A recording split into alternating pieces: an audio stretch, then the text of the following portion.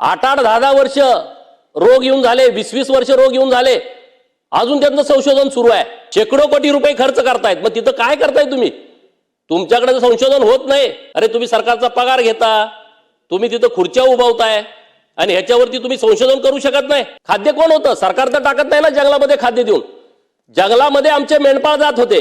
आज तुम्ही मेंढपाळांना जंगलातच जाणं बंद करून टाकलंय.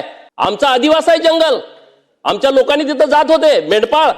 अध्यक्ष महोदय, महाराष्ट्र विधानसभा नियम 293 अन्वये सत्ताधाऱ्यांचा जो प्रस्ताव आहे, या प्रस्तावावरती बोलण्यासाठी मला संधी दिली त्याबद्दल धन्यवाद. 4 मिनिटं बोलायचं.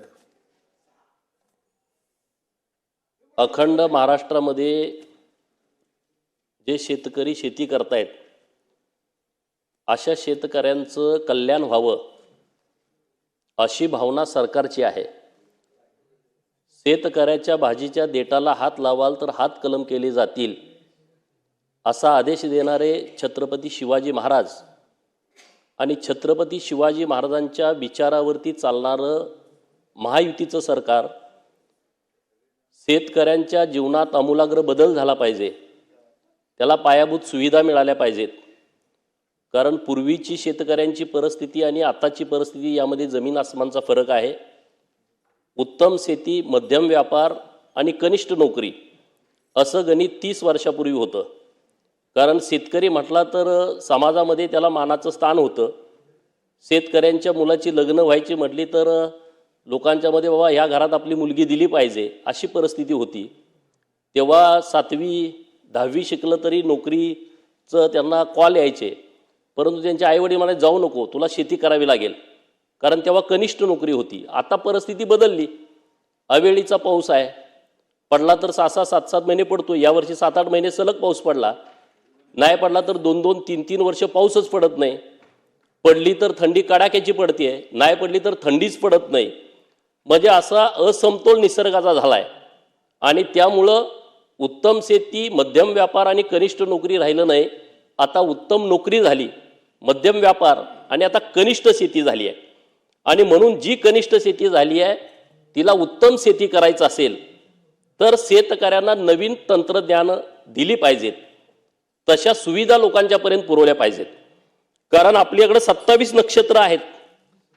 पूर्वी आम्ही लहान असताना आमची आई, आमची आजी सांगायची की कुठल्या तारखेला पाऊस पडणार आहे. त्यांना काय वाचायला येत नव्हतं, त्यांना काय लिहायला येत नव्हतं, त्यांनी काय पंचांग बघितलं नव्हतं, त्यांनी काय कॅलेंडर बघितलं नव्हतं, परंतु अंदाजे सांगायचे की या तारखेला पाऊस पडायचा आहे.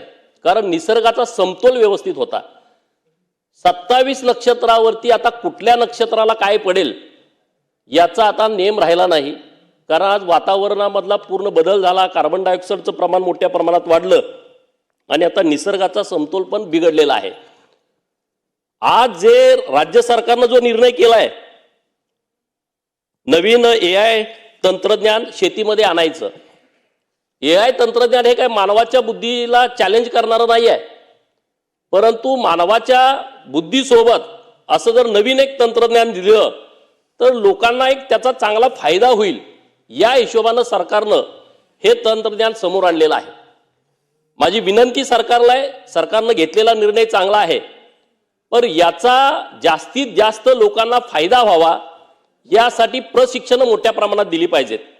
मला वाटते राज्यामध्ये आज 60-65 ठिकाणी प्रशिक्षण सुरू आहेत.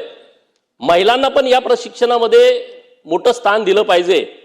महिलांच्या मध्ये जरा जास्त जागृती झाली तर शेती करणं सोपं होतंय. कारण आता शेतकरी अडाणी लोकांची राहिली नाही. कारण मी ज्या भागातून येतोय तिथं डाळिंबाची मोठी शेती आहे, द्राक्षाची मोठी शेती आहे. इतके टॅलेंटेड शेतकरी आहेत. करोड 2-2, 3-3, 4-4 कोटी रुपयेपर्यंत उत्पादन घेणारे शेतकरी माझ्या भागातले आहेत. खांजोडवाडी सारखं छोटं गाव आहे आटपाडी तालुक्यामध्ये, बोंबेवाडी सारखं गाव आहे, सांगोला तालुक्यातलं आजनाळे नावाचं गाव आहे. मला वाटतं ABP माझाला खूप मोठी स्टोरी त्या गावात केली होती. सगळे गावात जे बंगले दिसत आहेत ते फक्त डाळिंबावरती आहेत. हे शेतकरी काही उगाच यशस्वी झाले नाहीत, त्यांनी वेगवेगळ्या तंत्रज्ञानाचा अवलंब केलेला आहे, स्वतः त्यामध्ये तज्ज्ञ झाले. हे कृषी विद्यापीठवाले, म्हणजे मी अध्यक्ष महोदयांची माफी मागतो, 8-8, 10-10 वर्ष रोग येऊन झाले, 20-20 वर्ष रोग येऊन झाले, अजून त्यांचं संशोधन सुरू आहे. शेकडो कोटी रुपये खर्च करतायत, मग तिथं काय करताय तुम्ही? तुमच्याकडे संशोधन होत नाही. हे शेतकरी गावाकडे राहून वेगवेगळे प्रयोग करून त्या रोगावरती उपचार करतायत, चांगली शेती करतायत. बिब्या नावाचा रोग आला, मर नावाचा रोग आला, यांना तिथं काही करता आलं नाही कृषी विद्यापीठातल्या तज्ज्ञ लोकांना. अरे तुम्ही सरकारचा पगार घेता, तुम्ही तिथं खुर्च्या उभावताय आणि ह्याच्यावरती तुम्ही संशोधन करू शकत नाही. याचा सुद्धा विचार सरकारनं करण्याची आवश्यकता आहे. कुठल्या कृषी विद्यापीठाला आतापर्यंत किती पैसे दिले दरवर्षी, आणि त्या या तंत्रज्ञानामध्ये त्यांनी काय भर पाडला, कुठल्या रोगावरती कुठला उपचार काढला. एक 20-20 वर्ष रोग येतो, त्याच्यावरती तुमच्याकडे उपचार निघत नाहीत. माझ्या गावाकडे राहणारा शेतकरी जो कृषीचा पदवीधर नाही, परंतु त्या शेतीमध्ये त्याच्या बघितलं तर दृष्ट लागल अशा पद्धतीची शेती तो करतोय, त्याला याचा फायदा होईल. हे तंत्रज्ञान जे नवीन आलेलं आहे त्याचा फायदा त्या लोकांना होईल. आणि म्हणून राज्य सरकारचं मी विशेष अभिनंदन करतो की त्यांनी ही जे टेक्नॉलॉजी आणलेली आहे त्याच्यासाठी जे काही सरकारकडून लागल ते देण्याची आवश्यकता आहे. दुसरा महत्त्वाचा मुद्दा यामध्ये असा आहे, शेतीमध्ये सरकारनं काही चांगले निर्णय पण घेतलेले आहेत. मागच्या 2-4 वर्षामध्ये कृषी समृद्धी योजनेच्या माध्यमातून जवळपास आता ह्या वर्षी 40 लाख लोकांना नवीन आधुनिक सामुग्री उपलब्ध करून दिलेली आहे सरकारनं आपल्या. ही चांगली बाब आहे ना. गावाकडच्या लोकांना सबसिडीमध्ये हे सगळी अवजारं मिळत आहेत. MSEB कडे जसं आपण अधिकारी बदलून गेला पण त्याचा नंबर तोच राहतो त्या अधिकाऱ्याकडे. आता आपल्याकडं वर्षातनं एखादा अधिकारी बदलून झाला, कुठला कृषी अधिकारी होता लक्षात नाही. आपल्या मोबाईलमध्ये प्रत्येक आमदारांच्या 4-4 तहसीलदारांचे, 4-4 प्रांतांचे, 4-4 DYSPचे नंबर आहेत. कुठला DYSP कधी होता, फोन करून एकाला लावला का दुसऱ्याला लावा, मी इथून बदललोय, मी रिटायर झालोय. कृषी विभागानं आता जो निर्णय चांगला केला की सगळ्या अधिकाऱ्यांना मोबाईल नंबर हा एकच ठेवलाय. एक चांगलं कौतुकास्पद हे निर्णय आपल्या सरकारनं घेतलेला आहे. काही सूचना मला करायच्या आहेत शेतीच्या संदर्भात. 1-2-3 मिनिटं वेळ साहेब घेतो. निर्यात क्षेत्र बळकट करण्यासाठी आंतरराष्ट्रीय स्तरावरती स्पर्धात्मक दृष्टिकोनातून आपल्या राज्याचं जर नाव वाढवायचं असेल तर काही उपाययोजना केल्या पाहिजेत. नवीन वाण दिले पाहिजेत. आता राईबाई पोपळे आपल्या बीज माता आहेत, त्यांच्याकडे बीज बँक आहे. एका बीज बँकेनं महाराष्ट्रामध्ये इतकं मोठं परिवर्तन होणार नाही, पण त्यांचा आदर्श घेऊन जिल्ह्याला, तालुक्याला असे काही शेतकरी आहेत की त्यांना प्रोत्साहित करून अशा बीज बँक करता येत आहेत का, नवीन चांगल्या प्रतीचे वाण येत आहेत का, जुने आपले देशी वाण टिकवण्याच्या दृष्टिकोनातून काही करता येते का, असा विचार सरकारनं करण्याची आवश्यकता आहे. ग्लोबल GAP प्रमाणपत्र मिळवण्यासाठी होणाऱ्या खर्चावरती अनुदान देण्याच्या बाबतीमध्ये सरकारला काही विचार करण्यासारखा असेल तर नक्की सरकारनं विचार करावा अशी माझी विनंती आहे. महाराष्ट्रामध्ये आता शेतीच्या बाबतीमध्ये शेतकरी खूप नवीन प्रयोग करतायत. जगाच्या मार्केटमध्ये काही आंतरराष्ट्रीय प्रदर्शनं होत आहेत आणि या आंतरराष्ट्रीय प्रदर्शनामध्ये म्हणजे फ्रूट लॉजिस्टिका असेल, फ्रूट अट्रॅक्शन असेल, मॅकफ्रूट असेल, हे जे आंतरराष्ट्रीय शेतीच्या संदर्भातली जी प्रदर्शनं होत आहेत त्या प्रदर्शनामध्ये आपला महाराष्ट्रातला शेतकरी कसा जाईल किंवा तिथं स्वतंत्र महाराष्ट्र पेव्हिलियन उभारून आपल्या इथल्या शेतकऱ्यांना प्रोत्साहित कसं करता येईल अशा पद्धतीचा विचार हा महाराष्ट्र सरकारनं करण्याची आवश्यकता आहे. प्रात्यक्षिक प्लॉट सारखा एक विषय, एखाद्या तालुक्यामध्ये एखादा चांगला प्लॉट आहे, त्या प्लॉटचं लोकांना सल घडवून आणणं, त्याला मार्गदर्शन करणं, शेतकऱ्यांनी त्याच्यावरती काय प्रयोग केलेला आहे ही सगळ्या शेतकऱ्यांना माहिती होणं, यासाठी तिथं प्रत्यक्ष लोकांना घेऊन गेलं पाहिजे. दुसरा एकच विषय मांडतो, माझ्याकडे विषय खूप आहेत, परंतु पेरू देशाचा अभ्यास दौरा. पेरू देश हा उष्णकटिबंधीय फळांचा उष्णकटिबंधीय वातावरण असणारा देश आहे आणि तिथं त्यांनी आंबा, पेरू, डाळिंब याचं खूप चांगल्या पद्धतीनं या क्षेत्रामध्ये प्रगती केलेली आहे. त्यामुळं राज्यातले जे प्रगतशील बागायतदार आहेत किंवा वेगवेगळे प्रयोग करणारे जे शेतकरी आहेत अशा शेतकऱ्यांना जर आपण राज्य सरकारच्या माध्यमातून अभ्यास दौऱ्यासाठी नेलं तर खूप चांगल्या पद्धतीनं त्याचा फायदा होईल.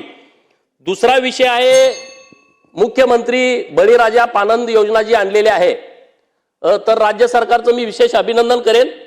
कारण 14 ते 19च्या सरकारच्या काळामध्ये देवाभाऊंच्या नेतृत्वात हे PWD असणाऱ्या रस्त्यांचं खूप मोठं काम झालं. डांबरी रस्ते झाले, मोठ्या प्रमाणामध्ये चांगल्या सुविधा निर्माण झाल्या, परंतु ग्रामीण रस्त्यांच्या बाबतीमध्ये आपल्याकडे योजना नव्हती. मी सरकारचं विशेष अभिनंदन करेन की 22 नंतर मुख्यमंत्री ग्राम सडक योजना आली आणि त्या योजनेच्या माध्यमातून टप्पा क्रमांक 1 आणि टप्पा क्रमांक 2 मध्ये जवळपास 17,000 किलोमीटरचे रस्ते झाले. आता त्याच्या पुढे जाऊन हे जे रस्ते आहेत ते कुणाकडेच नोंद नाहीत. शेतीमधले जे रस्ते आहेत, सिवेचे रस्ते, पानंद रस्ते, सर्वे नंबरवरचे रस्ते, आता गावाकडे पाणी मोठ्या प्रमाणात यायला लागले, मोठमोठ्या स्कीम, उपसा सिंचन योजना आल्या, बागायत क्षेत्र वाढायला लागलं आणि मग भावाभावामध्ये, भावकीमध्ये वाद निर्माण व्हायला लागले. एखादी ग्रामपंचायतीची निवडणूक झाली का रस्ते बंद करून टाका, एखादी आमदारकीची निवडणूक झाली गावाड वाद होतात. आता माननीय देवाभाऊनी आणि चंद्रशेखर बावनकुळे साहेबांनी जो रस्त्याचा निर्णय घेतलाय अत्यंत कौतुकास्पद आहे. मी त्यांचं विशेष अभिनंदन करतो. गावाकडे हे सगळे पानंद रस्ते हे चांगले अद्यावत झाले पाहिजेत, त्यांच्यासाठीचा मोठा निधी उपलब्ध करून दिला पाहिजे. दुसरा विषय त्यांचा अभिनंदनाचा आहे की मुरुम आणि दगडगोटे याच्यासाठी जी रॉयल्टी लागणार होती ती सरकारनं माफ केलेली आहे. आणि तिसरा त्याच्यापेक्षा पुढचा मुद्दा, मोजणीला लागणारे पैसे आणि त्याला जर कुठे एखादा वाद तयार झाला तर पोलीस प्रोटेक्शन मागितलं तर पोलीस प्रोटेक्शनची पण फी सरकारनं माफ केलेली आहे. हा खूप चांगला क्रांतिकारी निर्णय घेतलाय. आता दुसरा विषय खाली दिलेले 2-3 विषय, जंगली प्राणी बाहेर येत आहेत, बिबट्यासारखा प्राणी येतोय. आता आपल्या सन्माननीय सदस्यांनी सांगितलं नीलगाई रस्त्यावरती येत आहेत. आता बिबट्याचा विषय मी गेले वर्ष, 1.5 वर्ष, 2 वर्ष ऐकतोय. आता आमच्या आटपाडी भागात पण परवा अशी बातमी आली की बिबट्या आलाय. काय संबंध नाही तिकडं, बिबट्या बाहेर काय आलाय ह्याच्यावरती का सरकार विचार करत नाही? कारण त्यांच्या आदिवासामध्ये, जंगलामध्ये पूर्वी जे खाद्य मिळत होतं ते आता मिळत नाही. खाद्य कोण होतं? सरकार तर टाकत नाही ना जंगलामध्ये खाद्य देऊन. जंगलामध्ये आमचे मेंढपाळ जात होते, रोज बातम्या यायच्या, ह्या मेंढपाळाच्या 2-4 मेंढ्या मारल्या, त्या मेंढपाळाच्या लांडग्यान मारल्या, बिबट्यान मारल्या, वाघानं मारल्या. आज तुम्ही मेंढपाळांना जंगलातच जाणं बंद करून टाकलंय. जर तुम्ही निसर्गाच्या विरोधात चाललाय, हे फॉरेस्ट खाती कधी जन्माला आलं? 1800च्या शतकात आलं असेल. त्याच्या अगोदर काय जंगल नव्हतं, जमीन नव्हती, जल नव्हतं, सगळं होतं ना. आमचा आदिवास आहे जंगल, आमच्या लोकांनी तिथं जात होते मेंढपाळ. आज तुम्ही त्याला जायचंच बंद करून टाकलंय. जर मेंढपाळ जात गेला नाही, लाखो मेंढ्या घेऊन लोक जंगलामध्ये जात होती, त्यांचं खाद्यच तिथं जात नाही, तर ते प्राणी बाहेरच येणार ना, ते खाणार काय? तशी व्यवस्था नाही.